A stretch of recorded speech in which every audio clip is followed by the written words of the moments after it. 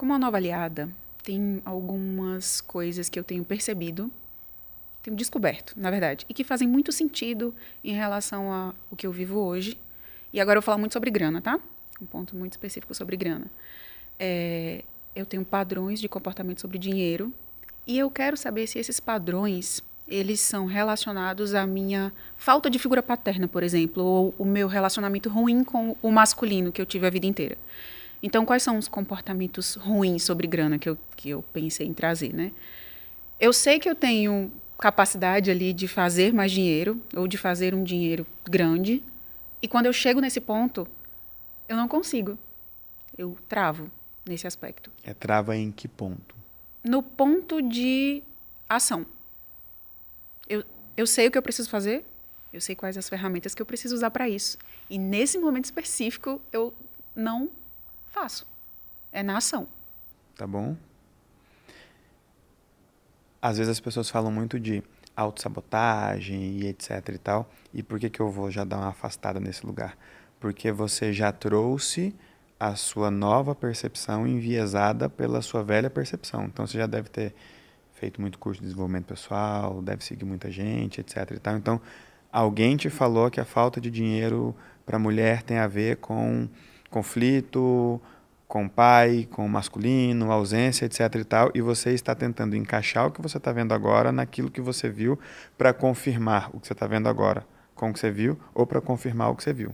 É exatamente isso, parece que você leu o meu pensamento. Então, vamos ficar naquele lugar do quando eu estou precisando fazer alguma coisa para ganhar dinheiro, eu não faço. Talvez a gente esteja aqui num nível de irresponsabilidade, preguiça. Porque você vira e fala, tá, chega um certo ponto que eu não faço, mas qual é esse certo ponto? É quando está prestes a concluir, está prestes a começar. Qual é o ponto que você trava? Porque senão a gente não tem uma questão de teto financeiro, tem uma questão de distração, irresponsabilidade, etc e tal. Eu, por exemplo, eu sou extremamente procrastinador. A minha dificuldade é de começar as coisas. Quando eu começo, eu me acho, eu vou, então eu entendi como é que eu funciono. No começo do dia eu preciso contar uma história para mim, senão meu dia vai ser todo bagunçado. Isso está muito mais numa coisa consciente do que inconsciente. Boa. O meu ponto vai em contraponto ao seu. Eu não tenho dificuldade de começar, pelo contrário. Eu traciono muito as coisas no começo. Minha dificuldade é na continuidade. Eu tenho extrema dificuldade em continuar as ações. Mesmo que eu esteja percebendo que elas são frutíferas e que é esse o caminho. Eu tenho que continuar. Só continuar. Eu já colhi frutos, eu já percebi que é assim que funciona, que é por aqui. Mas eu não consigo. Você é assim com tudo? Com muitas coisas. Mentira, você é magra, parece que você é malhada, você faz academia? Faço. Porém, eu estive acima do peso por muitos anos. Eu emagreci há 1 ano e meio. Mas sim, eu venci esse ponto. Então hoje você não tem esse problema Não de continuar tenho. com as coisas. E sabe qual é o meu desejo? Eu penso sobre isso várias vezes. É que eu tenha a mesma determinação com as outras áreas, e principalmente a área financeira da minha vida, que eu tenho com a minha saúde. Mas você tem. Do jeito que a gente faz uma coisa, a gente faz todas as outras, porque é a gente fazendo. Você não se molda para uma coisa e depois se molda de outro jeito para outra coisa. É você fazendo, é a Letícia fazendo. Do jeito que a Letícia cuida do dinheiro, a Letícia cuida dos filhos. Do jeito que a Letícia cuida do dinheiro, ela cuida do cabelo. Aí você vira e fala, não, mas meu cabelo está bem cuidado e a minha conta bancária não está bem cuidada. É que cuidar do seu cabelo é mais fácil que cuidar do seu dinheiro. Só por isso. Mas do jeito que você faz uma coisa, você faz todas as outras. E o que você diria, então, que eu tenho que... Você disse que é mais fácil. Uhum. E o que você diria? Que eu tenho que aprender o caminho, talvez? Essa é uma dúvida, é uma questão. Por que que, então, eu faço uma coisa muito bem feita e outra coisa não, eu paraliso? Não, as duas coisas você faz do mesmo jeito. É que tem uma que é mais fácil. Dá trabalho cuidar do seu cabelo? Pouco. Dá trabalho cuidar do dinheiro? Muito. Então, você consegue cuidar do cabelo porque é mais fácil do que cuidar do dinheiro. Mas do mesmo jeito que você faz uma coisa, você faz a outra. Então, não fica achando que com dinheiro você paralisa e com o cabelo você não paralisa. quando é dinheiro, muito é quanto, pouco é quanto. Quando a pessoa vira e fala, eu travo. Trava quando? Quando está perto de ganhar que tanto, quando acumula que tanto. Tem que ter uma coisa material para a gente começar. Palpável. Palpável. Dinheiro. Que tanto que é dinheiro? Beleza. Então, eu tenho uma meta financeira de ter uma renda recorrente de R$ 30.000. Beleza. E eu travo na continuidade dessa meta. Essa é a questão. Eu consigo esses momentos em que eu tenho esse faturamento, em que eu tenho essa receita, mas eu não consigo perpetuá-la. Esquece que sou eu aqui. Você está falando com uma amiga. Como que você ia falar? Eu queria ganhar 30 mil, mas só estou ganhando tanto. É assim que você ia falar. Você quer que eu te chame de amiga para você se sentir em casa? Você tá falando isso porque é difícil estar nesse outro lugar. Mas beleza, vamos lá. Dá uma reclamada da vida aí, vai. Não vou brigar porque você tá reclamando. Pode reclamar. Você queria ganhar 30 mil, mas tá ganhando quanto? Eu queria ganhar 30 mil, mas eu não ganho 30 mil todo mês. Essa é a questão. Aí tem mês que eu ganho 5, tem mês que eu ganho 30. E se nós formos fazer a média em 6 meses, você tá ganhando quanto? Por mês. 10. Legal, você tá a 30% do resultado. Você está em mais ou menos 30% do resultado. Perfeito. Aí a gente tem um parâmetro agora. Você tem permissão para ganhar uma média de R$ 10.000. Esse é o seu teto financeiro. Elton, mas tem mês que eu ganho 30, mas quando ganha 30, volta para 5 no mês seguinte. Então, dentro dessa oscilação, o seu teto financeiro está por volta de R$ 10.000. Qual foi a última vez que você ganhou 30 mil? Meses fazem 2 meses. O que aconteceu no mês seguinte? No mês seguinte, eu comecei a fazer um trabalho que eu não fazia antes. Atendi vários clientes nesse trabalho que eu não fazia antes e priorizei totalmente isso e tirei a priorização de onde eu estava ganhando a grana. Então, eu estava fazendo dinheiro por uma porta, eu criei outra porta, coloquei gente dentro dessa porta para testar, validar e dei toda a minha atenção para cá. Só que eu sabia que era aqui que estava vindo, mas eu dei toda a minha atenção para cá. Foi isso que aconteceu no mês seguinte inteiro e no outro. Aí você voltou para outra? Não. Por quê? Não faço a menor ideia. Tem uma pergunta legal para te fazer. O que você faria hoje com o dinheiro que você deixou de ganhar nos últimos 3 meses? O que eu faria Hoje, com o dinheiro que você deixou de ganhar nos últimos 3 meses? Eu faria o que já é parte do meu sonho grande. Eu investiria, porque isso faz parte. Tá, você vai investir e vai fazer o quê com o investimento? Eu quero ter R$ 1 milhão investidos nos próximos 3 anos para que eu tenha um terceiro filho. Para que você precisa de um dinheiro investido para ter seu terceiro? Uau, então não tem espaço para um homem que traga segurança na sua vida. Você quer uma autoprovisão para ter um homem que não precise prover. Ou um homem que, se não prover, não fará diferença. Provavelmente.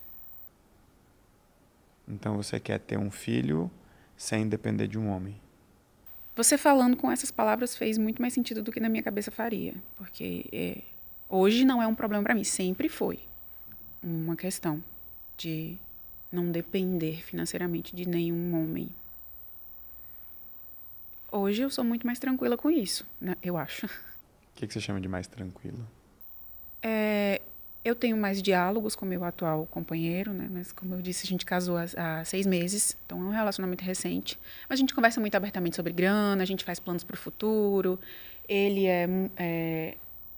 me dá uma proteção, ele me oferece uma proteção, mas eu tenho muito medo da instabilidade, com certeza. Tá. É um motivo ruim para se juntar dinheiro, mas mesmo assim tem gente que consegue. Por que para você não vai funcionar? Porque esse é um plano para a Letícia do passado. Você prefere ter dinheiro para se proteger em uma relação ou você prefere estar segura na relação? Eu prefiro estar segura na relação. Então você não vai juntar esse dinheiro. Inconscientemente, você sabe que se você juntar esse dinheiro, o jeito que você vai tratar o atual é o jeito que você acha que deveria ter tratado o anterior. Você não está juntando esse dinheiro ou tentando juntar esse dinheiro por causa do atual ou por causa do que você está vivendo com o atual. Você está tentando juntar esse dinheiro por causa do que você viveu com o anterior. Vou juntar esse dinheiro porque esse cara pode ser legal, mas se ele for igual ao anterior, eu estou protegida. Logo, você não está se relacionando 100% com esse. Você está se relacionando com esse com base no que você viveu com o anterior.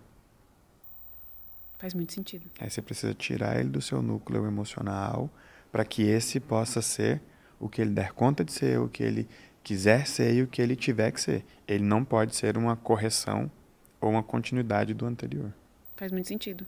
Porque quando eu comecei um novo relacionamento, antes de eu começar um novo relacionamento, que eu terminei o anterior de forma péssima, bem frustrada, eu desenhei exatamente a pessoa que eu queria para um próximo relacionamento, muito baseado no que eu vivi no anterior. Então, eu sabia exatamente como ela se comportaria, como ela seria, o que ela teria, o que nós teríamos juntos. E ele preenche, não todos, óbvio, mas muitos desses requisitos. Quais ele não preenche?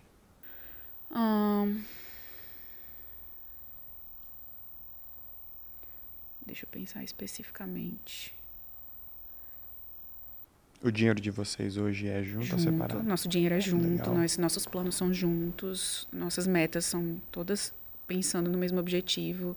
Inclusive, ele tem empresas, mas ele não está comigo ainda, mas está migrando para a minha empresa para dar um apoio financeiro, não para deixar as empresas dele, mas para me apoiar também no operacional, que é uma coisa que eu tenho dificuldade. Talvez, se eu disser o que faltaria nesse relacionamento ainda, é a maturidade que vem com o tempo para os dois, porque é muito recente. Então, talvez me desse mais segurança. Vai me dar mais segurança com o tempo. Agora eu vou repetir a pergunta. O que você faria hoje com o dinheiro que você deixou de ganhar nos últimos 3 meses? Eu, com outra percepção, eu investiria no meu negócio. E principalmente nessa fonte de receita que me dá mais dinheiro, que hoje está desestruturada. Falta pessoa, falta gente. Então, talvez eu deva fazer isso. Nesse viés, você consegue romper o teto financeiro ali. E os padrões que vão aparecer, obviamente, serão na construção desse novo relacionamento. Você está cometendo um pequeno erro, mas um erro que pode prejudicar muito a sua vida financeira e o seu relacionamento. Você está tentando cometer nesse relacionamento os acertos que você não cometeu no outro. Então, cara, o outro relacionamento acabou. Tem que ter acabado. Senão você não vai dar para esse cara a chance de ser quem talvez ele possa ser. O que passou, passou. Talvez eles sejam parecidos em algumas coisas. E são poucas. Eles são pessoas diferentes. Mas eles são parecidos em algumas coisas, poucas, mas são. É uma boa percepção. Você está a uma decisão de destravar o próximo nível. Toque no link da descrição e participe do Resgate dos Otimistas, um evento 100% online e gratuito. Inicie agora a virada da sua vida. Ai, legal isso. Vamos lá. Deixa eu ver outra dúvida que eu tinha. Eu tenho algumas questões também em relação às crianças, né? Eu tenho 2 filhos, que eu disse. E tem uma questão, eu quero muito que eles sejam prósperos por conta própria, independentes, ou que eles comecem a vender coisas na escola e pensem nesse caminho do empreendedorismo, mas eu não quero ser aquela pessoa que força a situação. Se você fosse uma criança, ou se você pensasse como uma, o que você esperaria de uma mãe nesse lugar? Eu já fui criança. Então. Não sei você, mas eu já fui. Só não foi meu filho. Criança aprende muito com referência. Então, muitas vezes a gente quer falar coisas que a gente não faz. Deixa essa criança te ver empreendendo, deixa essa criança ver o mundo dos negócios, mas deixa essa criança ver outras coisas também. Por que você acha que eles têm que empreender? Porque eu acho que a riqueza ela é mais abundante a partir do empreendedorismo pelas minhas vivências. Mas e se um dos seus filhos for o próximo Neymar ou o próximo Renato Russo? Faz sentido. Cuidado para não projetar muito nos seus filhos aquilo que você gostaria que alguém tivesse feito por você. Ah, mas é que se alguém tivesse me ensinado a empreender, sim, mas você vem de uma história, eles estão vindo de outra. O que a gente dá para uma criança? Segurança e liberdade. Olha, eu gosto disso. Não sei se você vai gostar. Por exemplo, meu filho adora esportes. Eu chamo futebol de jogo de bola, para você ver o tanto que eu gosto de esportes. Ele adora, eu acho que ele tem potencial para jogar basquete profissional, para jogar futebol profissionalmente. Vai que é a história dele. Eu estou aqui para dizer, olha, se você gostar de futebol, passe mais tempo na escolinha de futebol. Se você gostar de basquete, eu vou te conectar com os jogadores de basquete. É o que eu posso te oferecer dentro daquilo que você dá conta de querer. Então deixa a molecada mais solta ali. Muito baseado no querer, então. Baseado no querer e no poder realizar. Você está em busca do sonho que você deu conta de ter. Eles têm que ter a oportunidade de ter o sonho que eles derem conta de ter e entender que esse sonho aí só depende de você. Por exemplo, meu filho tem uma disciplina que eu não tinha. Então eu viro para ele e falo, você não tem talento para o esporte, mas você tem disciplina. Então se você treinar, você vai conseguir chegar longe.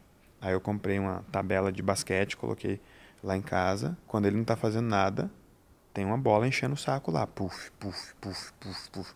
Porque ele arremessa, arremessa, arremessa, arremessa. E ele está ficando bom. Isso que você fala para ele? Que ele não é bom? Você não tem talento, mas você tem disciplina? Falo. Ah, sim. Com essas palavras. Uai, ele não tem. Ele tem que entender o seguinte. Ele vai ser medido depois do esforço, não antes do esforço. Por exemplo, no que eu faço, eu sou muito bom e não sou tão esforçado. Então eu me meço pela minha genialidade. Só que em outras áreas, eu nem entro na disputa, porque eu sei que eu não sou bom naquilo e eu não sou muito disciplinado. Eu tenho uma outra filha, tenho 5 filhos, que eu já falei para ela, minha filha, o seu talento é a sua disciplina. Ela fala, não vou comer açúcar por tantos dias. Você pode jogar açúcar nela que ela não vai comer açúcar. É uma habilidade que eu invejo. Eu falo, não vou comer açúcar, mas, porra, açúcar é bom, né? E aí eu tenho uma briga constante com aquilo. Então eu falo para ele, ó, você não é bom nisso, mas você é bom naquilo.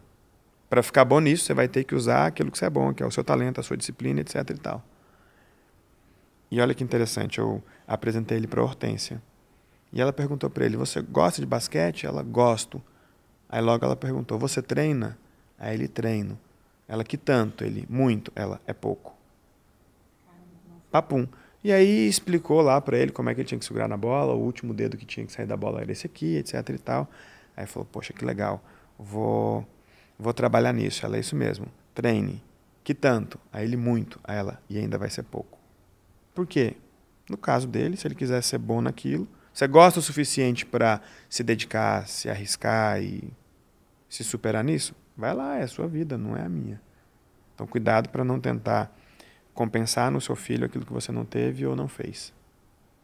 Aí você vai ficar uma vida muito fracionada, porque no atual você tenta corrigir as coisas do anterior e nos filhos você tenta corrigir aquilo que você não teve. Vamos fazer o seguinte, você vai viver a sua vida com o homem que você escolheu colocar na sua vida a partir daqui. E construir uma vida mostrando para os seus filhos que eles vão ter reconstruído a vida deles.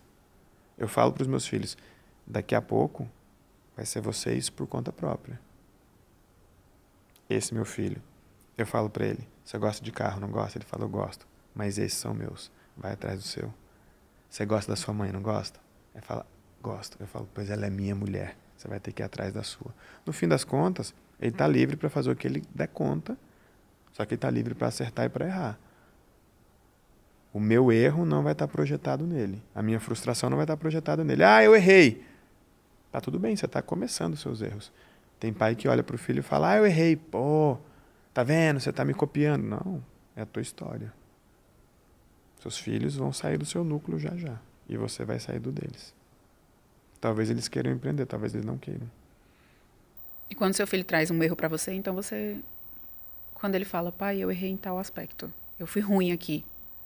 Você amansa, ou você critica, ou você Essa é uma boa ensina? pergunta. Acho que primeiro eu dou uma risada. Cara, errou, tá, mas e aí? Fazia questão de acertar? O que falta para acertar? Qual que é o esforço? Cara, vai lá. Ah, eu não sei se eu vou dar conta. Ou você testa de novo ou você desiste. Não tenho muito... Não, tipo, eles são livres para fazer, para deixar de fazer, mas eles sabem da consequência. Eles sabem da consequência. Qual é a consequência? Se der continuidade, se insistir, pode dar certo. Se desistir, não vai ter. Quando eu era criança, eu senti que tive uma rejeição muito grande por parte da minha mãe. E principalmente uma inércia dela. Eu chamo de rejeição ou de abandono, e nomeei isso por muito tempo, né? E assistindo às aulas, assistindo ao conteúdo, eu me identifiquei num comportamento de vingador. Me identifiquei no comportamento de vingador. Existe algo que eu possa fazer para me libertar e libertá-la desse ponto, depois de ter me identificado com esse padrão? Sim. Eu já ia te falar. Você só desenvolveu o padrão vingador porque você não tem o perfil da vítima. E com ela você não conseguiria manifestar o padrão narcisista. Possivelmente porque talvez seja um padrão mais predominante dela. Então, muitas vezes, quando você vê duas pessoas que precisam se afirmar, só que uma é muito mais forte, a que precisa se afirmar, mas não vai conseguir, passa a atacar. E qual é a forma de um filho se vingar de um pai? Tendo problema. Então, você começa a ter problemas para culpar a sua mãe, para pesar para sua mãe ou para forçar a sua mãe a reparar hoje aquilo que ela deveria ter reparado no passado ou repor hoje alguma coisa por conta de algo que ela não fez no passado. Agora, qual é o problema? Isso é muito inconsciente. E aí não existe uma fatura com a métrica. Olha, quando você resolveu o meu problema 5 vezes, você está liberada. Então, esse é o ponto. Vai ser sem fim. Pois é. Então, hoje você tem que, inconscientemente, quebrar os padrões que você instalou. Porque quando você falar, quando eu era criança, eu senti isso. Você se lembra de ter sentido isso ou você se lembra de ter ouvido em algum atendimento, terapia, curso, vídeo, qualquer coisa, que aquilo que você sentiu era rejeição? Porque você falou, eu nomeei isso. É isso mesmo. Eu chamei isso de rejeição. Talvez ela não estivesse te rejeitando. Talvez, não estou menosprezando o que você passou ou sentiu. Só estou dizendo que talvez ela não tenha necessariamente te rejeitado. Eu vivi isso e em uma sessão, de fato, em um curso que eu fiz, de fato, eu nomeei isso como rejeição pelos acontecimentos. Resto de terapia é uma... Porque a pessoa trouxe uma situação, deu um nome e não deu a solução. Aí esse é o grande X da questão. Parabéns para ela, ficou aqui o resto agora. Exato, eu consegui ter essa percepção. Mas e aí, o que eu faço com isso agora? Onde é que eu entendo que eu estou liberta disso? E que isso não é mais o meu padrão de repetição? Porque por muito tempo eu dei muitos problemas, de fato. Legal. Vamos dissociar isso, não do sentimento de rejeição, mas do diagnóstico que você recebeu. Por quê? Se o diagnóstico estivesse correto, a solução teria aparecido. Perfeito? O fato é, hoje você, uma mulher adulta, usa os seus problemas, que a gente precisa entrar no nosso universo para que o nosso diagnóstico fique claro e a nossa solução funcione. Então, hoje você, uma mulher adulta, usa os problemas que você passa, ok? Para punir, poupar, afastar ou aproximar sua mãe, no caso. De onde vem isso? Dos registros que você tem daquilo que aconteceu. Então, o resto de terapia, a religião mal conduzida ou mal aplicada, faz com que esses registros se modifiquem e ganhem novas utilidades, ao invés desses registros serem eliminados, e eliminados não é necessariamente apagados, mas o grande lance é, isso de fato aconteceu quando eu era criança, mas agora eu cresci e entendo que não preciso usar isso. A gente coloca um ponto final nessa trajetória do tempo, porque sim, aquilo aconteceu, isso é o fato. Só que conta-se uma história sobre esse fato Isso gera uma sensação que gera uma reação.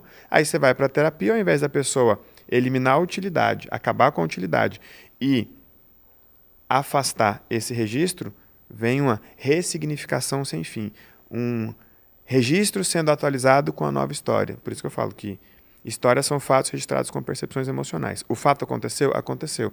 Só que ao invés de tratar a relação hoje, as pessoas fazem o quê? Elas dão uma nova história para aquele acontecimento. A história que você tem sobre o que aconteceu. Minha mãe me rejeitou. Talvez ela nem saiba disso. Agora ela sabe. Ela sabe porque ela vai assistir ou ela sabe porque vocês conversaram? Eu conversei com ela sobre isso. Legal. Quando você conversou, qual foi o novo combinado que vocês fizeram? Quando a gente conversou, ela me trouxe a percepção dela, o ponto de vista dela, que era totalmente diferente do meu, Ou a com 7 versão, anos. a versão da história que você não tinha, o pedaço da história que você não tinha. Exato. Eu tinha a minha visão de uma criança de 7 anos que tem maturidade zero ali, né? Ela me trouxe o ponto de vista dela como adulta para a situação. E nós tivemos essa conversa naquele momento. Só que o que eu quero saber é como eu sei que eu deixei de ter esse padrão. Primeiro nível, quando você tiver um problema e não levar para ela.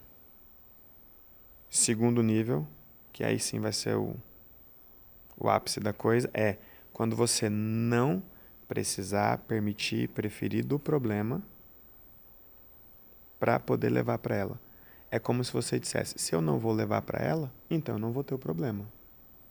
Só que primeiro você precisa ter o problema para repetir aquele padrão de levar para ela, para ali você perceber, opa, estou levando para ela um problema que não é dela. Ah, mas ela pode resolver, ela pode ficar com meu filho. Por esse motivo, com esse objetivo, não. Ah, ela pode resolver, ela pode me emprestar esse dinheiro. Com esse motivo e objetivo, não. A gente quebra o padrão quando a gente pega um acontecimento, conecta ele com um relacionamento e muda o nosso comportamento. Seus próximos problemas, sua mãe não deve ter que resolver e sequer saber. Aí o problema começa a perder utilidade. Se eu não vou levar esse problema para minha mãe, para que eu os terei? Vai por esse caminho que vai dar bom. Você está a uma decisão de destravar o próximo nível. Toque no link da descrição e participe do Resgate dos Otimistas, um evento 100% online e gratuito. Inicie agora a virada da sua vida. Muito bom. Nessas relações, né, que eu tive, que eu me percebi sendo nesse perfil de vingador, eu também percebi outros padrões, como de vítima e principalmente de narcisista em outras mulheres da minha família. E o que eu quero saber é se esses comportamentos eles podem passar de uma geração para outra. Ou seja, tem uma relação de narcisismo ali entre minha avó e minha mãe. E se essa relação ela pode perdurar para mim e eu ter que me responsabilizar por essa relação em algum momento. Tá. Não existe uma maldição hereditária. O que existe é um aprendizado. Uma pessoa viu a outra se relacionando com outra pessoa e entendeu que aquele é o jeito certo de se relacionar. Então, por exemplo, hoje no Brasil, como as crianças de classe média, em um ambiente geralmente desorganizado, um ambiente geralmente religioso, como elas veem as pessoas se relacionando? Responsabilizando as outras por seus problemas. Então ela cresce entendendo, peraí, se minha mãe teve que se responsabilizar com o problema da minha avó, logo, quando eu crescer, eu vou ter que me responsabilizar pelo problema da minha mãe. Ela aprendeu aquilo. Esses padrões ruins, eles se instalam por referência ou por revide. Quando é por referência, a pessoa aprendeu e entendeu que era daquele jeito e repetiu. Ela aprendeu. Só que ela não aprendeu só isso, porque tem livros, tem internet, tem um monte de coisa que ela aprende que, opa, isso está errado. Só que ela também tem aquilo como um recurso de revide, que é o seguinte. Alguém se comportou de um jeito ruim e você não gostou. Entre não gostar, não revidar e não replicar, tem um abismo. Porque às vezes a pessoa não gosta, mas faz igualzinho. É aquela pessoa que reclama da sogra, mas com a cunhada, ela faz igualzinho. Então, esses padrões são padrões que fazem mal, mas não tornam as pessoas más. A pessoa não faz por maldade, mas faz mal do mesmo jeito. Então, respondendo a sua pergunta, isso vai passar para mim ou isso vai passar para os meus filhos? O ensinamento, sim. A obrigação de se comportar daquela forma, não. A tendência é que no começo você se comporte do jeito que você aprendeu, com sua mãe, com seu pai, na igreja, com seus tios, na vizinhança, porque esse padrão ele é predominantemente cultural e social. Aí depois você aprende, opa, relações saudáveis exigem vínculos fortes, mas também exigem limites claros. Então, o vínculo das pessoas onde eu aprendi a me relacionar era forte, super forte. Um pagava a conta do outro, um cuida do filho do outro, aquela bagunça, certo? Porque o vínculo é muito forte. Mas o limite é claro? Não. Lá quem diz não é egoísta, lá quem diz não é insensível, lá quem diz não é metido, arrogante ou qualquer coisa do tipo. Por quê? Porque parece que a pessoa rompeu ou quebrou um pacto social. Se um estiver sofrendo, o outro também tem que sofrer. E o nosso trabalho é justamente quebrar os padrões que essa falta de limite instala. Então, como é que você garante que o seu comportamento vai ser diferente do comportamento da sua mãe com a sua avó, para que isso não passe para os seus filhos? Usando o conhecimento que você tem, porque a sua mãe não tinha, sua avó não tinha. Ninguém chegou para sua mãe e falou, olha só, por mais que vocês se amem, vocês precisam separar os problemas de vocês. E mais importante do que separar os problemas de vocês é separar o sonho de um do problema do outro. O sonho tem que ficar isolado. Posso te contar um problema meu? Depende. Isso vai me atrapalhar na conquista, na materialização, no trabalho pelo meu sonho? Se sim, não me conte. Não, mas eu preciso te contar porque eu te amo. Mas espera aí. Justamente por me amar, guarde o seu problema para você, porque ele pode prejudicar o meu sonho. E tem uma coisa que as pessoas não entenderam. Ninguém resolve o problema dos outros. Eu posso te ouvir. Eu posso me importar com você. Eu posso até sofrer com você. Mas no fim das contas esse problema é só seu. Não importa qual seja a nossa relação. Pode ser uma relação de pai e filho. Pode ser uma relação de irmão. Esse problema é seu. A gente só resolve o problema que a gente cria. Então, infelizmente, a sociedade está ensinando as pessoas a compartilharem problemas. É um saco conversar comigo, porque se você contar um problema, eu conto uma conquista. Se você contar outro, eu conto um sonho. Eu geralmente vou ocultar os meus problemas, porque eu quero ser reconhecido por aquilo que eu estou perseguindo. Então, comece a estabelecer limites. Isso é seu, isso é meu. Isso foi o que aconteceu com você, isso foi o que aconteceu comigo. Isso é responsabilidade sua, isso é responsabilidade minha. Porque as pessoas têm mania de pegar um problema, levar para um outro ambiente e responsabilizar essa pessoa. Por exemplo, nós fizemos um negócio e o negócio deu errado. Isso é um fato? É. O negócio deu errado porque eu falhei. Isso é outro fato. E pode até ser verdade. Então a história correta é, nós tínhamos um negócio, eu falhei e o nosso negócio quebrou. Perfeito. Agora vamos colocar um outro fato. Quando o nosso negócio quebrou, nós perdemos tudo que nós tínhamos. Terceiro fato.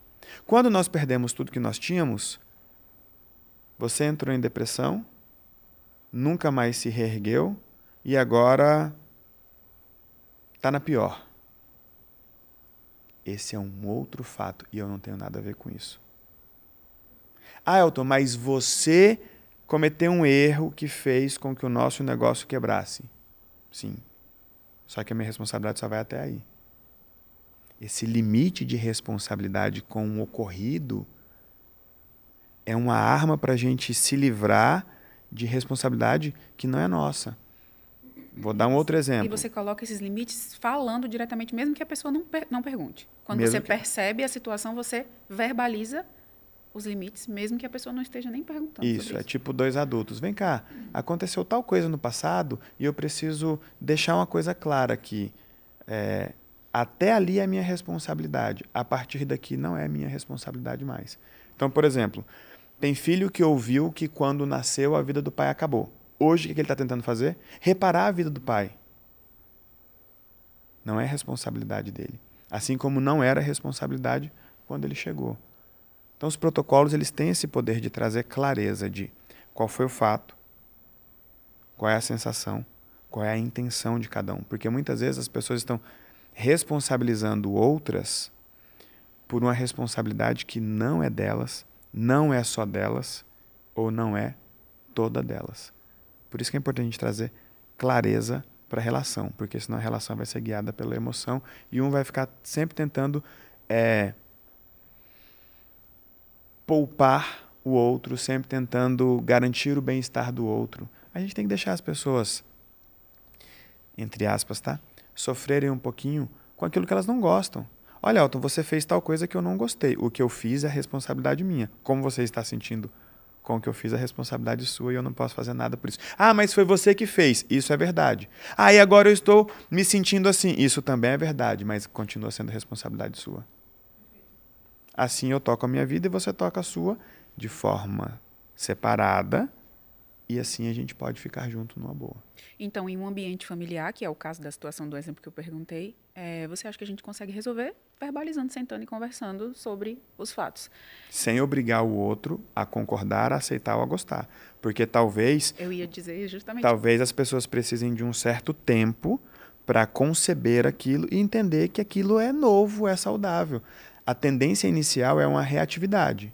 Total. E esse é o ponto que eu ia dizer, porque sentar como dois adultos e verbalizar e conversar isso nessa relação que eu trouxe para você é uma coisa que parece humanamente impossível, porque só é nova. O outro lado já ia fazer um escândalo. Mas você diz que com o passar do tempo isso vai ser normalizado, digamos assim, ou vai ser entendido, entre aspas. A gente subestima a capacidade das pessoas de fazerem o certo. Você vira e fala, poxa, é humanamente impossível ter uma conversa adulta com fulano. Observe esse fulano aí. Você acha que essa pessoa nunca teve uma conversa adulta com ninguém? Com certeza já. Talvez só não tenha tido contigo ainda.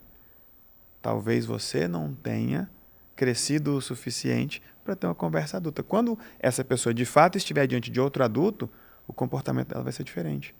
Opa, faz sentido o que ela está dizendo. A intenção dela estar dizendo isso é boa.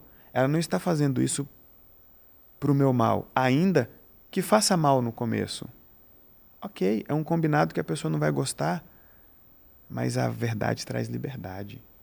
Então você não está indo ali provocar, nada disso.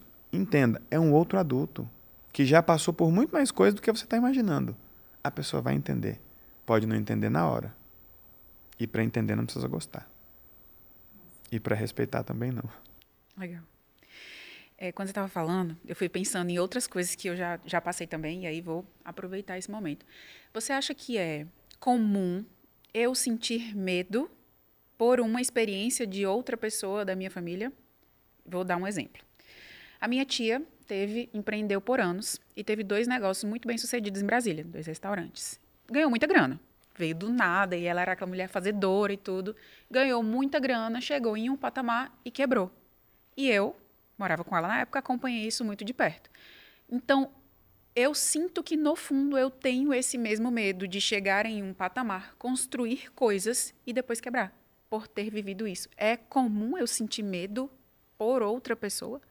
Ou pela experiência de outra pessoa? Você não está sentindo medo pela experiência dela. Você está sentindo medo pela sua experiência. Possivelmente, a sua tia foi mais feliz depois que quebrou do que enquanto ela estava no topo. Porque se ela gostasse do topo, ela não tinha descido de lá. Tem a história da sua tia, a história que a sua tia viveu e a história que você viu. Então não é sobre a história da sua tia, é sobre a história que você viu. Só que você não viu tudo que a sua tia passou. Quando a gente faz a análise da pré-queda, você tem uma pessoa que está subindo, chega um determinado momento, ela chega perto do teto financeiro. Quando ela passa dali, fica ruim.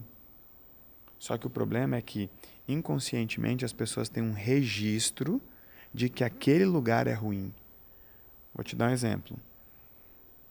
Vamos supor que a sua tia fosse uma pessoa toda descolada, vivia a vida dela do jeito que ela bem entendia.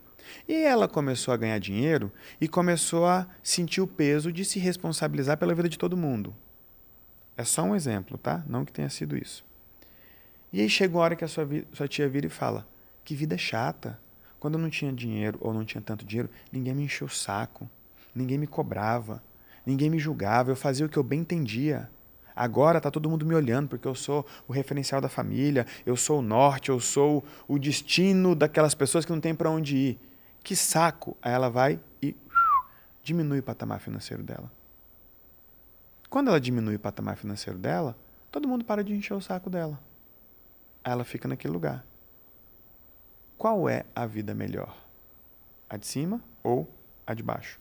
Na percepção dela, a de baixo. Nesse caso, a de baixo. Nessa história, a de baixo. Então, a gente tem um registro muito fragmentado da história das pessoas.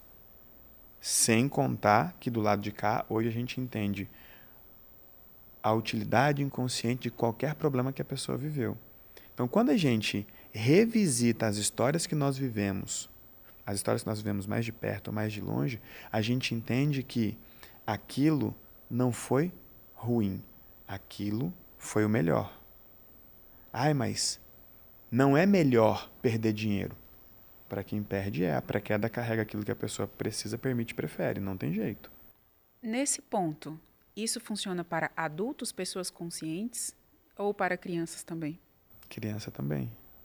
Só que quando a gente fala de pré-queda, problema de criança carrega utilidade para problema dos pais. Quando um filho tem um problema de saúde na escola, com droga, seja lá o que for, aquilo está alimentando uma utilidade na relação dos pais. O filho com problema está fazendo um favor para o pai, porque o pai vai ser forçado a tomar uma decisão que não tomaria se aquele filho não tivesse com aquele problema.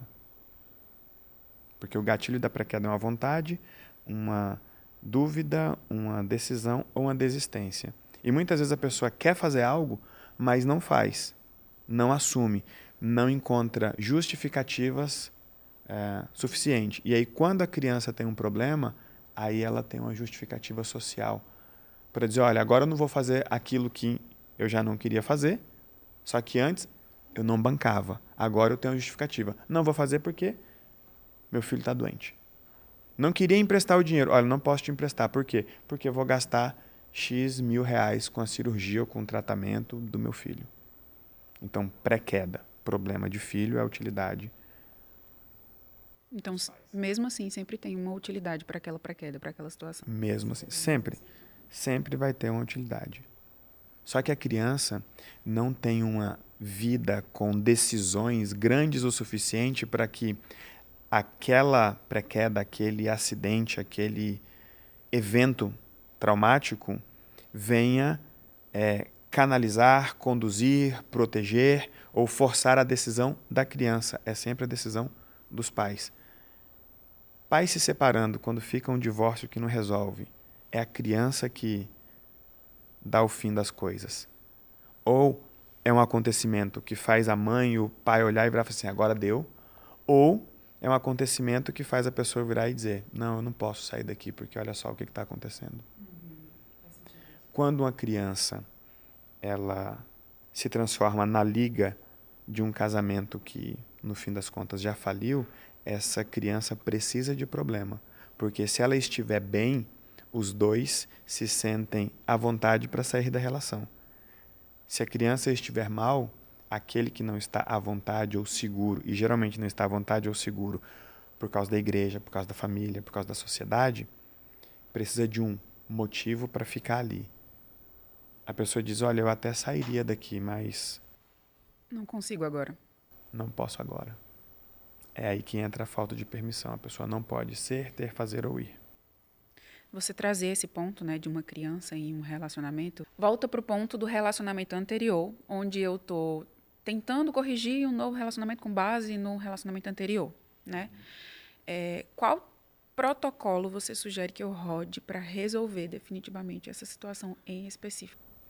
Protocolo de combate à dependência emocional com o ex para que você de fato se separe, porque quando você vai no cartório ou quando você se senta diante de um juiz com o seu parceiro para fazer um divórcio, aquele divórcio, quando ele é homologado, ele só trata das questões civis, jurídicas, não das questões emocionais. Tem gente que já se separou há 10 anos, mas continua guiando sua vida em detrimento do ex. Quando a gente faz a análise de núcleo emocional, o ex está lá no meio. Tem gente que já viveu 2, 3 relacionamentos, os 3 estão ali no núcleo da pessoa, interferindo ainda inconscientemente. Então, roda primeiro o protocolo de combate à dependência emocional. Se isso voltar um pouco, protocolo de proteção emocional, com detalhe. Antes de você rodar o protocolo, alguma coisa vai acontecer. Depois que você rodar o protocolo, alguma coisa vai acontecer. Porque você precisa de opção e confirmação. Opção e confirmação. Opção e confirmação. É sempre assim. Uau. Quando você trata tudo isso de forma consciente, seus filhos não vão precisar passar por coisas. Deixa eu te dar um exemplo, porque aí sai da sua história, vai para a história de outra pessoa e você consegue entender melhor. Ok. Perfeito? Uma vez eu estava explicando teto financeiro e uma mulher disse, eu não concordo. Eu disse, ótimo, me dá o seu exemplo. Qual foi a última vez que você perdeu dinheiro? Ela falou, quando meu filho ficou doente, mas não tem nada a ver uma coisa com a outra. Eu, ótimo, siga. Qual é o seu teto financeiro? Ela, meu teto financeiro é o valor máximo que eu já juntei, porque eu dei 2 opções para eles. Ou é o valor máximo, máximo médio, tá? Que você ganha, ou é o valor máximo que você já juntou. Tem gente que está juntando dinheiro quando chega perto do topo, cai. Tem gente que está escalando ou crescendo o faturamento, a renda, quando chega no topo, cai. Eu falei, ótimo, me dá a última vez que você perdeu dinheiro. Ela gastou, se eu não me engano, 30 mil reais. Beleza. Ela começou a contar que estava dando tudo certo, o investimento crescendo, etc. e tal, e o filho ficou doente. Quando o filho ficou doente, ela teve que investir num tratamento, aquela coisa toda. Qual é a parte que está faltando da história? Não sei. Tem uma mulher, Tá. uma criança. Ok. Qual parte que está faltando? O pai ou o homem da O relação? pai. Entendi. O pai. Essa criança tem uma mãe? Tem. Uhum. Essa mãe tem responsabilidade? Tem. Essa criança tem um pai? Tem. Esse pai tem responsabilidades? Tem. Pode cumprir ou não. E era esse o ponto. A criança ficou doente e aí ela gastou dinheiro. Eu pensei, cadê o pai? Quando eu perguntei cadê o pai, a cara dela foi, Ou seja, ele é um traste. Tem uma coisa interessante na pré-queda. Para quem não sabe o que é pré-queda, é o problema. Eles chamam de problema, é aquela coisa ruim que aconteceu. O problema carrega uma utilidade e ele acontece no momento exato e do tamanho exato, na proporção exata. O problema nunca vai ser grande demais a ponto de não ser suportado e nem pequeno demais a ponto de ser ignorado. Ok. Pegou? Peguei. Eu disse, seu filho ficou doente. Para mim, vem. Tem uma utilidade. Só precisamos saber qual. Quanto foi que você gastou? 30 mil reais. Ok. Cadê o pai? Em outras palavras, um traste, tá vendo? Eu preciso fazer tudo sozinha, etc e tal. Ela está buscando opção ou confirmação? Confirmação. Confirmação. Para ela ou para os outros? Para ela. Para os outros. Por Ela quê? precisava provar Para os outros. para os outros, Que ela era suficiente. não que ela era suficiente, que ela tomou a decisão certa de ter deixado aquele traste. Então ela precisava de um evento público onde todo mundo fizesse a mesma pergunta que eu fiz. Qual a pergunta? Cadê o pai? E ela ia dar qual resposta? Ou seja, tá vendo, pessoal? Eu estava Tomei certa. a decisão correta, eu estava certa. Aí eu disse, ótimo. E quando a gente vai fazer uma análise do inconsciente, nós temos acontecimento, comportamento e relacionamento. A gente junta as 3 peças. E falando do tamanho do problema, se o tratamento do garoto tivesse custado 3 mil reais, Seria melhor ou pior? Seria melhor, em tese, mas para a situação, para o reforço que ela precisa, seria pior. Pronto. Por que seria pior? Porque ela não conseguiria trazer esse peso que ela trouxe, essa ênfase Por que não? para a decisão dela. Porque era pequeno demais. Se fosse R$3.000, qual seria a responsabilidade dele? Se fosse R$3.000, era pequeno demais a responsabilidade. A do pai? Ele poderia arcar, talvez. Pronto. Com R$30.000, ele não ia dar conta de participar com nada. Se fosse só R$3.000, ele ia participar com 1.500 ou pagaria tudo. Logo, não seria o traste que ela queria mostrar para todo mundo.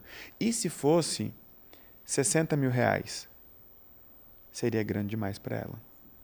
Então, todo problema dá para ser explicado a partir daquilo que a pessoa viveu e está tentando viver.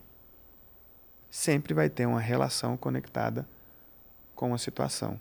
Acontecimento, relacionamento. Essas duas coisas andam juntas. Onde é, na minha vida, que eu vou conseguir chegar na maturidade de ver um problema e conseguir analisá-lo com essa perspectiva? Perceba, não é a maturidade, é a disposição. Disposição? Porque é fácil a pessoa chegar e falar, não, mas isso aqui não tem nada a ver. Esse é o problema. Quando a pessoa vira e fala, não tem nada a ver, ela nem começa a análise. Agora, quando a pessoa senta e vira e fala, meu filho, de 7 anos, está doente. O que eu quero com isso? Qual a utilidade da doença do meu filho nesse momento da minha vida, nessa intensidade? Para mim é fácil. Para quem se ligou?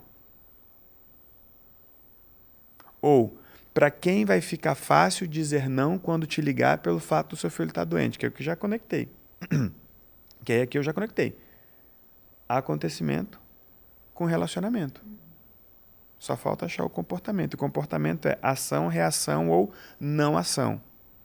Ação. O que você só fez porque o seu filho estava doente. Reação. Como você reagiu quando você descobriu que o seu filho estava doente. E não ação. O que você deixou de fazer porque o seu filho ficou doente. Aí a gente vem para a utilidade. Com quadrante básico. Ou essa utilidade veio para punir ou para poupar alguém. Ou essa utilidade veio para unir ou para afastar alguém. Sempre assim. Perfeito. Então, todas as vezes que eu tiver um problema, eu vou ter que parar com disposição para analisar aquele problema e perceber as relações. Aí você começa a perceber. Porque essas respostas, elas estão muito mais fáceis e acessíveis do que a gente imagina. Especialmente quem tem os protocolos, quem entende a teoria da permissão e tem apoio dos aliados. Legal. Massa. Então, eu cheguei lá, de fato. Como é a experiência de nova aliada? Qual foi o seu grande choque? Foi racionalizar as minhas vivências e experiências e colocar, eu acho que razão mesmo para as coisas que aconteceram. É como se tudo que eu vivi, passei, tivesse um sentido e um propósito para a pessoa que eu sou hoje e o que eu me tornei. Eu ainda não tive tanto tempo de formatar as vivências atuais. Então, eu estou dando muito sentido para tudo que eu já passei. Porque eu passei um monte de BO na vida. Mas aí você seguiu um caminho legal, que é pegar uma coisa que você já viveu para aplicar a teoria da permissão, aplicar os protocolos e tentar entender a utilidade daqueles problemas. Exatamente. Só tem um desafio aí. Quando você entende o passado, você percebe o padrão. E não dá para quebrar padrão vivido. Ok. Você precisa viver ele de novo, porque você só quebra o padrão quando você está vivendo ele. E isso significa exatamente o quê? Significa que quando você entender algo, você vai viver novamente imediatamente. É um aviso? É um aviso. No começo, vem aquele choque, meu Deus, eu não quero que isso aconteça de novo. Então, mas entenda uma coisa. O acontecimento, ele não precisa se repetir na forma. A sensação e a utilidade é que se repete. A gente sempre fala, o problema precisa aparecer pelo menos 3 vezes. Porque você precisa de 3 camadas ou de 3 etapas para quebrar o padrão. Primeiro você vê, depois você se desenvolve, depois você se valida. Ok? Ok. Quando você pega uma situação que foi ruim, vou para um caso extremo. novamente eu vou fazer o exercício. Vamos sair da sua vida agora, que aí vendo de fora é mais fácil, porque você consegue entender sem ter que resolver aquilo. Vamos supor que tem uma aliada que chegou aqui e vivenciou um aborto no passado, ou vivenciou um abuso no passado. Ela precisa entender? Precisa. Ela quer entender? Às vezes não. Ela quer que aquilo tenha explicação? Ela está torcendo para que não tenha explicação. Perfeito. Quando ela olha para trás, ela vira e fala, deixa eu usar esse óculos da aliança divergente, da teoria da permissão, para entender por que eu perdi um filho. Para entender por que eu fui abusada. Eu sei que a expressão é dura, por que eu, certo? Mas quando a gente fala que todo problema tem uma utilidade inconsciente, só aconteceu porque tinha uma utilidade. Então, o que a gente quer entendendo o passado? Acabar com a utilidade, porque talvez uma pessoa viveu um problema por causa de uma utilidade e até hoje todos os outros problemas que ela vive é por causa daquela mesma utilidade, muitas vezes na mesma relação. Então é a pessoa que ora foi abusada para punir alguém, ora ficou doente para punir alguém, ora se acidentou para unir alguém, ora se endividou para se afastar de alguém. Então ela vem repetindo padrões. E padrões, leia-se, acontecimento, comportamento e relacionamento. Então a pessoa olha e vira, peraí, já é um absurdo ele falar que uma pessoa tinha uma utilidade, ou deu uma utilidade, ou buscava uma utilidade com aquele acontecimento traumático. Um aborto ou um abuso, por exemplo. Aí ele ainda vem dizendo que essa pessoa precisa viver isso 3 vezes novamente, não exatamente isso. Ela não precisa ser abusada de novo. Essa foi a minha dúvida também. Ufa, para todo mundo que está ouvindo. Mas aquela situação em que ela precisava de um acontecimento, o que ela precisa viver? Uma nova situação para provocar aquela relação. O que é o acontecimento dentro da análise do inconsciente? Imagine que 2 pessoas têm uma relação, certo? Quando uma pessoa muda de ideia, tem uma nova vontade, desiste de algo, decide algo, está em dúvida entre alguma coisa, essa relação ela começa a quebrar. Não necessariamente quebrar, ela começa a se desestabilizar. O medo de uma das partes é que essa relação quebre, que ela entre em colapso. Então vem o acontecimento, porque uma das 2 partes está em busca de opção e confirmação. Então, quando aquilo aconteceu no passado, aquela pessoa estava em busca de opção e confirmação. Só que ela não tinha a clareza, a maturidade e muitas vezes não tinha a responsabilidade ou até a liberdade para chegar e falar, olha, eu não quero mais ser seu sócio, por exemplo. Olha, eu não quero mais morar com você. Olha, eu não quero mais me responsabilizar por aquilo que eu me responsabilizei no passado. Ou não quero mais me responsabilizar por aquilo que eu assumi que não era responsabilidade minha. Então ela busca um acontecimento para provocar uma situação e trazer opção, ou provocar uma situação que traga para ela uma confirmação do que ela tem que fazer. Perfeito? Essa pessoa viveu isso naquela época da vida dela através de um aborto, através de um abuso. Olha, eu sentia tal coisa com a minha mãe, eu sentia tal coisa com meu pai, eu sentia tal coisa com meu marido, eu tinha medo disso, eu tinha medo daquilo, por isso eu precisei permitir, preferir aquele aborto naquele momento, daquela forma. Então, se eu sei para que a pessoa precisou, permitiu e preferiu aquele evento naquele momento, eu sei o que ela precisa, permite e prefere. Só preciso saber se ela ainda precisa, permite e prefere isso hoje. Como é que eu vou saber? Com um novo acontecimento. Aquele mesmo? Não necessariamente. Ela pode, por exemplo, perder um contrato. Então você diria que a gente precisa analisar tecnicamente, racionalmente, as relações que aquela pessoa tinha naquela época, entender qual era a relação que ela precisa olhar com mais calma.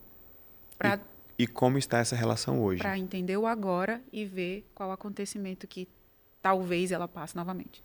Porque se aquele acontecimento deu uma utilidade, por pior que tenha sido o acontecimento, a utilidade foi boa. Então, inconscientemente, a pessoa já sabe, se aquilo acontecer, fica mais fácil.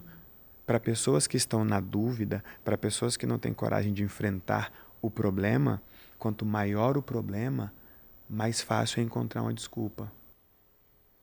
Como que eu analiso Vamos dar a essas resposta. relações? A gente sempre precisa conectar acontecimento com relacionamento. Entender que existe uma conexão.